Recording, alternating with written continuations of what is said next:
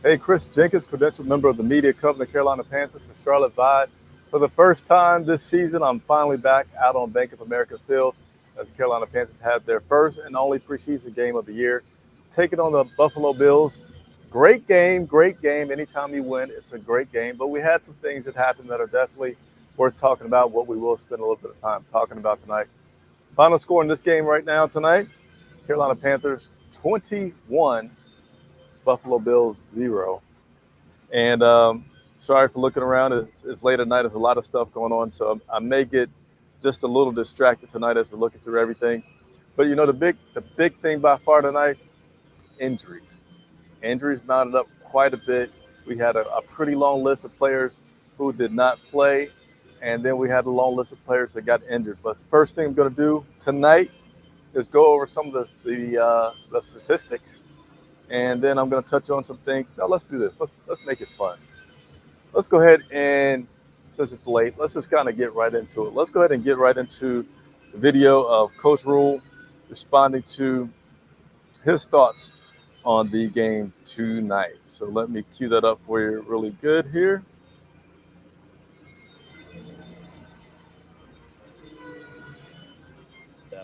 Obviously, a good game. It's a lot of things that we have to work on, but it was good for us to get a whole half played really for our offensive line and for our whole defense under our belt. Sam looks like it's so far it's an ankle, so we'll have to wait and see. I can't give any timelines or prognosis on that. Early indications are hope that we believe it does. We believe it's not a fracture, but hoping that it's an ankle sprain. But we have to wait. I didn't say that. I don't know. Sorry, I didn't mean like that. Let's make sure I don't get misquoted. Okay, I don't know that. All they told me was it looks like that, but I. So there you have right there, Coach Rule talking about the game tonight for a little bit, saying that it was a good game. Had a chance to play the starters on the offensive side and defensive side mostly throughout the first half, and then seems like kind of by the second quarter on the defensive side, it was still mostly the ones out there on the defensive side, but you had a mixture of the twos out there. So Baker Mayfield as your starting quarterback. Let's take a look at how he did tonight. Baker Mayfield was 9 of 15, 89 yards, and most importantly, touchdowns. Got to have those touchdowns. He threw 2 touchdowns tonight and had no sacks. Finished with a nice passer rating of 116. And then P.J. Walker himself, I didn't able to see this too much because I was trying to get a lot of information together because Sam Darnold got hurt. Newsflash there. Briefly heard Coach Rule talking about he doesn't know the exact extent of Sam Darnold's injury, and I'm going to talk about that in a little bit. Happy to report the media is allowed to go into the locker room. So tonight was my first time in the locker room in 2 years. Color scheme seemed a little different. It seemed a little darker with more black in there than before. I don't know if they painted more black or if the carpet was black. You don't care about all that, but got a chance to go into the locker room. Did not see Sam Darnold at all. So I don't read into that one way or the other. Sometimes, a lot of times when guys are hurt, they don't want to talk to us. They just want to deal with their injuries, especially on a game night. But also moving along to some other stats from tonight that we're going to take a look at. Shi Smith continued to do well tonight. 3 catches on 4 targets for 32 yards, but he was not the number one receiver in terms of yardage tonight. The number one receiver in that category was John Levitt. 4 receptions on 4 targets, 36 yards. Chuba Hubbard. Now, let me go ahead and talk about Chuba Hubbard here because I talked to Coach Rule about that. I'm going to see if I can find that before I get off the video to play the part on Coach Rule talking about his running backs. But Chuba Hubbard was 3 of 6. I know 2 of those he certainly should have caught, and he didn't. So here's my concern with Chuba Hubbard. I always like to say guys that I like personally. I have no problems with Chuba Hubbard personally. But in terms of his game and being able to come in and substitute for Christian McCaffrey, be some kind of balance, I feel like our running backs are a big part of what this Ben McAdoo offense is, giving his quarterback lots of options. And the running backs are targeted quite a bit tonight. Chuba last year did well in the run game, but he struggled with his hands. Didn't really have a choice because he was our best alternative at that time with Christian McCaffrey out. You now have Dante Foreman. You now have Oh my gosh, here we go. Here we go. Sorry for scripting through here. John Levitt, who I love tonight, all pun intended there. And, you know, I'm concerned about Chuba Hubbard and his hands, really feeling like the other guys should be put ahead of him for their productivity in there. Just the fact that they have better hands than Chuba. And we need that. We need that. Our wide receiver core has been banged up. You don't know what we're going to get out of those wide receivers. So the more that you can do, the better. But nevertheless, continuing on through here, Tommy Tremble had 3 catches for 23 yards. And I'm going to go ahead and cut out there and move over to the rushing. John Levitt, who I just spoke about here a second ago, 14 carries, 35 yards, a 2.5 yard carry. 2.5 yard average.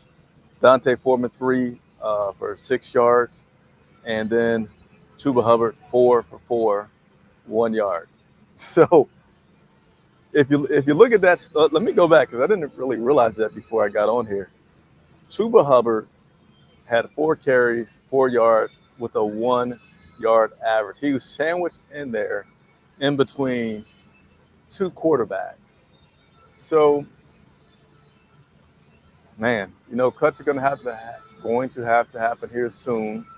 And yeah, I won't say I'm going to do my roster prediction, but I do like Foreman, and I feel like I like Levitt better than Hubbard for overall performance. All right, let's go ahead and talk about this defense just a little bit.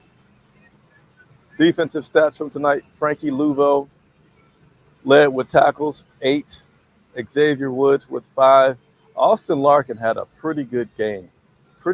He had 4 tackles, 1 of those being a sack, 2 of those being a tackle for a loss, and got a quarterback hit. So pretty good game on his part. Yetur Gross Matos also had a tackle for a loss and a pass deflection, which led to an interception by Jeremy Chin, which continued to assist us in having a 21-0 score tonight. Let me see if I can, everybody, quickly find Coach Rule responding to my question about his running backs. I also want to see who's up with me late tonight watching this, and going to go to some comments here in just a second as well.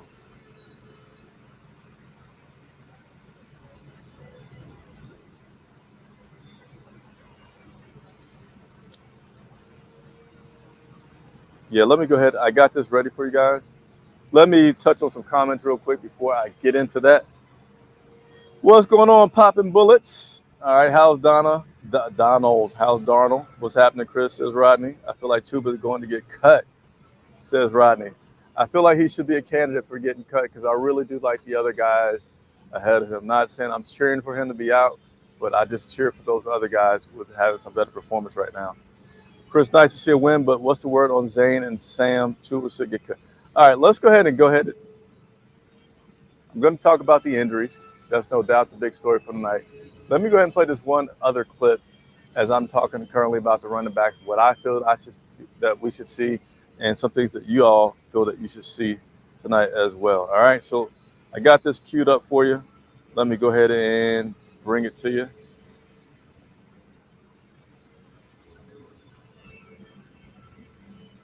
Yeah, I thought Chuba, we didn't have a great run game in the first half. We've got to, and I have to watch the tape to see, what exactly it is. I thought we found a couple things a little bit later. Obviously some balls, those were tough catches, but some balls that I'm sure Chuba would like to have back. I thought Deontay made a great catch on the goal line. That's one of the things Deontay's been really working hard to prove. Hey, I can catch the ball out of the backfield. I'm not just a power back. But I think overall, in general, I'd have to watch the tape to really see kind of what's going on with the run game. From the field level on the 3rd and 1, 4th and 1, it looked like they got penetration and some surge. They brought a lot of pressure. It's kind of who they are. They do a great job on defense. Coach McDermott does a great job. So you have to kind of throw a little bit more. But I think the backs, they've both been solid. Both those guys have been solid. And Levitt's been an excellent special teams player, running, who does a nice job of running the football. All right, so there you have Coach talking about his running backs. All right, so let's go ahead and get into these injuries because we had a bunch of them. And let's go ahead and start with Zane Gonzalez, Giovanni Ritchie, Sam Darnold. But the ones that we're going to talk about is Zane Gonzalez, who last year up in Buffalo in pregame got hurt and missed the rest of the season. He was having a great year, Pro Bowl type of year, and we had to wait. Yeah, we had to make it through the rest of last season, and then we had to wait to get him here. Coach Rule has talked about this special teams unit being something that is a unit that he really feels like could be the trifecta of it all and contribute to them winning some games and be a significant part of this team. Zane Gonzalez getting hurt tonight, it's frustrating. I felt really bad for the guy. I had a one-on-one with him last year, really good chance to connect with him. I've had some talks with him this season in training camp, and he said that last year when he got hurt in Buffalo, that was probably the most frustrating thing that could happen. And then tonight to see him get hurt right not far from where I'm standing right now, practicing some kicks, has to be just as extremely frustrating.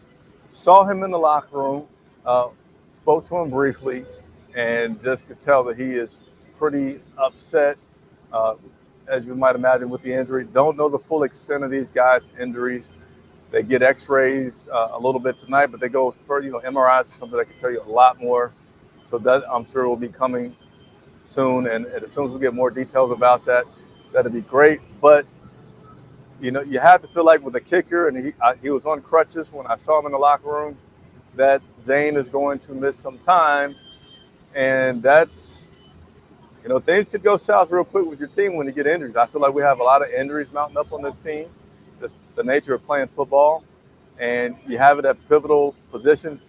Zane Gonzalez, a kickoff guy and a good leg for a field goal guy. If he goes out now, man, dealing with that Joey Sly situation that we had to do last year was tough.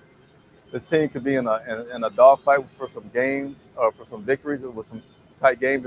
You don't know where it's going to go, but it raises questions, right? All right, the other injury that happened a lot further away from where I'm standing tonight is Sam Darnold. The replays looked pretty bad with the way his ankle got twisted with the player landing on him as he was being sacked. Zane was carted off tonight. So was Sam Darnold carted off tonight. Sam was a guy that we were not able to see in the locker room. Again, I don't want to say that's because he was trying to avoid us. I'm sure he's getting treatment. I'm sure he's dealing with the emotions of having an injury. So we don't know the extent other than Coach Rule saying that they don't think it's anything bad as far as a break. They think it's just some kind of a sprain, perhaps. Sorry that my light went out since I'm near the end. Actually, let me change my light for you really, really quickly. So, no, you guys can see me still pretty good. Oh, forgot that I still had that up. Yeah, if Sam Darnold goes out, it was asked, well, this fan base wants to know what about Cam Newton? And certainly appreciate to know why the journalists asked that, because fans, there are a lot of fans that would love to see Cam Newton back out here to Carolina Panthers, but I really personally hope that chapter is over. Cam, you want to leave a good legacy. Cam did great things for this team. Took us to the Super Bowl, didn't win it, but took us to the Super Bowl, brought a lot of relevancy to this Carolina Panthers team. But then when he came back for that second time, wasn't able to get any kind of victory, right? And if he comes in right now, he's not going to be coming in as a starter. He wants to be in a position where if he's not a starter, he's on a team that can certainly win well. And there's question marks on this team. So I don't feel like Cam is at all a fit for this current need on our team. And, it puts us in a position where maybe with having the two quarterbacks, Sam and Baker, if Baker's doing well, Sam does decent, which he did do tonight, then maybe you looked at, hey, could we have traded Sam? So there's a lot of things that become unfortunate with Sam being out, but what Charlotte Vibe will do is continue to bring you updates about what is and what isn't, all right? See a few questions coming through. The rule coach Chuba in college. No, Rule did not coach Chuba in college. And let's see what else we got. high ankle sprain for Darnold, I heard. Yeah, coach couldn't confirm it, but he did say it doesn't seem like it's anything major. And as much as coaches hate to say something that's not right, with him saying that, I feel like it's not broken. It is something of a sprain, whether it's mid or high, we don't know. But I don't feel like Coach Rule would have commented at all if he did not know that and feel strongly about it. Here you go. Chuba is not the answer long-term for the team. Yeah, long-term is Christian McCaffrey, and that's, of course, pending that he's healthy. But even just short-term, mid-term, backing up Christian McCaffrey, I prefer Levitt and Foreman over Chuba Hubbard right now. And Levitt, for me, he looked really, really shifty. He looked really quick, and I like that. I mean, I feel like that's what Chuba was offering, was more of the quickness, and Foreman was offering more of the power. But I feel like we can switch those two around and keep those three for our running back team. Shi Smith also looked good again tonight, as we talked about. Wasn't able to talk to him in the locker room, but I promise you, you can look for some more Shi Smith content coming from Charlotte Vibe here shortly. Foreman over Chuba all day, says Joey. Yeah, certainly so.